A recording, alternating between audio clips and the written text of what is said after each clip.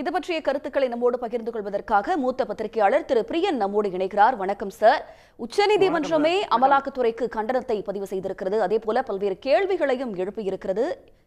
இதை நீங்க எப்படி பாக்குறீங்க?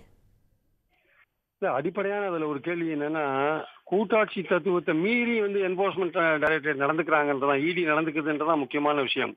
அதாவது சமீப காலங்களில் குறிப்பா கடந்த 2 வருஷமா நீங்க பாத்தீங்கன்னா, இடி பலவிதமான கண்டனங்களுக்கு உள்ளாயிருக்கு. அதாவது சுப்ரீம் கோர்ட்ல இருந்து கீழே இருக்கிற ட்ரையல் கோர்ட் வரையும் பாத்தீங்கன்னா, பல கோர்ட்டுகள் அமலாக்கத்துறையோட நடவடிக்கைகளை கண்டிச்சிருக்கு. ஆக்சுவலா சமீபத்தில் 2 நாளைக்கு முன்னாடி ஒருத்தரை 1 வருஷத்துக்கு மேலெல்லாம் நீங்க சிறையில வைக்க முடியாது அப்படின்ற விஷயத்தையும் உச்சநீதிமன்றம் சொல்லியிருக்கு.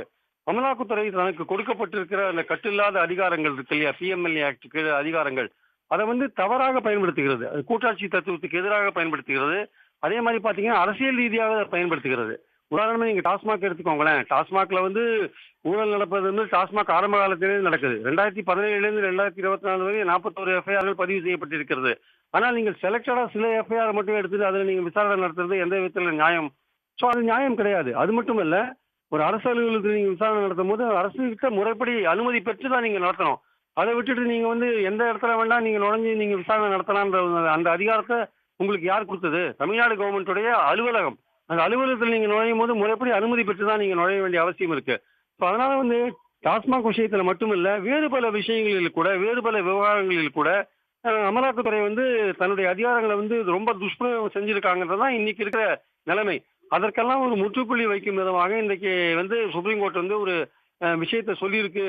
நீங்க கூட்டாட்சி தத்துவத்துல நீங்க வரம்புகள் மீறுகிறீர்கள் என்று சொல்லியிருக்கிற இந்த விஷயம் இருக்கு இல்லையா, இது கண்டிப்பாக அரசியல் ரீதியாக அமலாக்கத்துறையை பயன்படுத்தும் மத்திய ஆட்சியாளர்கள் இதை கணக்கில் எடுத்துக்கொண்டு இனிமேலாவது அமலாக்கத்துறை சுதந்திரமான ஒரு ப்ரொஃபஷனல் அமைப்பா அதை பயன்படுத்தணுமே தவிர அரசியல் ரீதியாக அதை பயன்படுத்தக்கூடாது என்பது என்னுடைய கருத்து. அனைத்து எல்லைகளையும் தாண்டி அமலாக்கத்துறை செயல்பட்டிருப்பதாகவும் நீதிபதிகள் கண்டனத்தை தெரிவித்திருக்காங்க. அமலாக்கத்துறை இது போன்ற செயல்களில் தொடர்ந்து ஈடுபடுவதற்கான காரணம் என்னவாக இருக்கக்கூடும்? அதற்கு கொடுக்கப்பட்டிருக்கிற அதிகாரங்கள் தாங்க. அந்த பிஎம்எல்ஏ ஆக்ட் 2018 அமல் பண்ணாங்க. அதுல கொடுமையான பல ஷரத்துகள் சேர்க்கப்பட்டது, பிரிவுகள் பல சேர்க்கப்பட்டன. அதை எதிர்த்து வழக்குகள் போடப்பட்டது. ஆனால் அந்த வழக்குகள்லாம் 2025 சரி, அந்த கொடுமையான சட்டங்கள் சட்டவிரோதமான பணப்பரிமாற்றம், ஊழலை தடுக்கணும்னா அதெல்லாம் தேவைன்னு சுப்ரீம் கோர்ட் முடிவு பண்ணி தான் அந்த அதிகாரங்களை அனுமதிச்சாங்க. ஆனால் காலப்போக்கில் அந்த அதிகாரங்கள் துஷ்பிரயோகம் பண்றாங்க. அந்த துஷ்பிரயோகம் பண்றதை பார்க்கும்பொழுதுதான் கோர்ட்டுகள் இந்த அளவுக்கு இவங்களுக்கு கட்டுப்பாடு அதிகாரங்கள் தேவைதானா என்று யோசிக்க ஆரம்பித்திருக்கின்றது. அதனாலதான் அந்த அடிப்படையில தான் இந்த அந்த சட்டங்களை மாற்றணும். அடிப்படை உரிமைகளை பறிக்கிற சட்டங்களை அந்த பிஎம்எல்ஏ ஆக்ட்ல இருக்கு. கைது செய்வது, ஒரு விசாரணை அதிகாரி சோதனை பண்ணிட்டு இருக்கும் போதே கைது செய்ய முடியும். அதே மாதிரி ஒரு விசாரணை அதிகாரி நினைச்சாதான் அவங்களை ஜாமீன்ல விட முடியும். அல்லது நீதிபதி நினைக்கணும், நீங்க குற்றம் செய்திருக்க மாட்டீர்கள் அவர் நினைக்கணும். இதெல்லாம் நடக்கிற காரியம் கிடையாது. அதனாலதான் பல பேர் அமலாக்கத்துறையில கைது செய்யப்பட்டவர்கள், பல பேர் பல மாதங்கள் கொடுமையான சிறையில் இருக்க வேண்டிய அவசியம் இருக்கு. அது அடிப்படை உரிமைகளை பறிக்கிற ஒரு செயல். பல சமயங்கள்ல கோர்ட் சொல்லியிருக்கு, நீங்க தண்டனை கொடுக்காத ஒருவர் தண்டனை காலம் மாதிரி தொடர்ந்து சிறையில வச்சிருக்கீங்க, இது ரொம்ப தவறான ஒரு விஷயம் என்று கோர்ட்டுகள் பலமுறை சொல்லி இருக்கிறது. ஸோ இதெல்லாம் பார்த்துதான் இன்னைக்கு கோர்ட் என்ன சொல்லியிருக்கு, நீங்க கூட்டாட்சி தத்துவத்துக்கு எதிராக செயல்படுறீங்கன்னு. இது மத்திய அரசுக்கு விழுந்த சம்மட்டி அடியா நான் பாக்குறேன். அவங்க தலையில விழுந்த சம்மட்டி அடியா பாக்குறேன். இந்த அடியை வாங்கி கொண்டு அவர்கள் ஒழுங்காக ஒரு ப்ரொஃபஷனல் அமைப்பாக இடியை மாற்றணும். பாரபட்சம் இல்லாம ஒரு ஊழல் நடவடிக்கை அமையணும். ஏதோ திமுக அதிமுகன்னு பார்க்காம எந்த ஆட்சியில ஊழல் நடந்தாலுமே பாரபட்சம் இல்லாம ஒரு ப்ரொஃபஷனலா அணுகணும். அரசியல் ரீதியாக பழிவாங்குற போக்கில் செயல்பட்டாங்கன்னா இந்த மாதிரியான ஒரு விமர்சனங்கள் அல்லது கடுமையான ஒரு தாக்குதல்கள் நீதிமன்றங்கள் மூலமாக அமலாக்கத்துறை சந்திக்க வேண்டிய அவசியம் வரும். அதே போல திரு RS பாரதி ஒரு முக்கியமான குற்றச்சாட்டை ஒன்றிய பாஜக அரசு மீது வச்சிருக்காரு.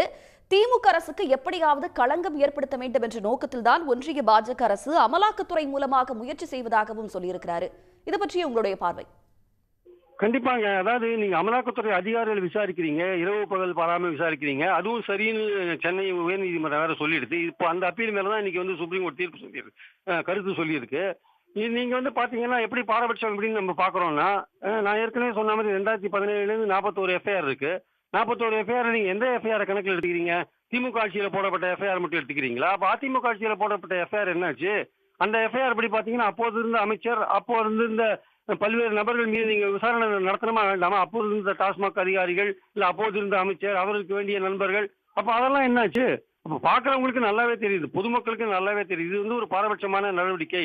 திமுக மேல குறி வச்சு எலெக்ஷன் வர்றதுனால திமுக மேல குறி வச்சு அதை ஒரு ஊழல் கட்சி என்கிற வகையில் முதிரை குத்தத்துக்கான ஒரு முயற்சி வந்து பாஜக செய்யறாங்க என்ற எண்ணம் தான் மக்களுக்கு தோன்றும். நீங்க ஒரு பாரபட்சம் இல்லாம நடவடிக்கை எடுத்தீங்கன்னா, சரி ஒரு ப்ரொஃபஷனலா ஒரு அமைப்பு வந்து ஒரு பாரபட்சம் இல்லாம நடவடிக்கை எடுக்குதுன்னா மக்கள் பாராட்டுவாங்க.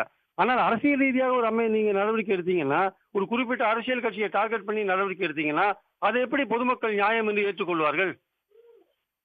சார், இணைப்பில் வந்து கருத்துக்களை பகிர்ந்தமைக்கு மிக்க நன்றி. உடனுக்குடன் செய்திகளை தெரிந்து கொள்ள சன் நியூஸ் பெல் ஐகானை கிளிக் பண்ணுங்க.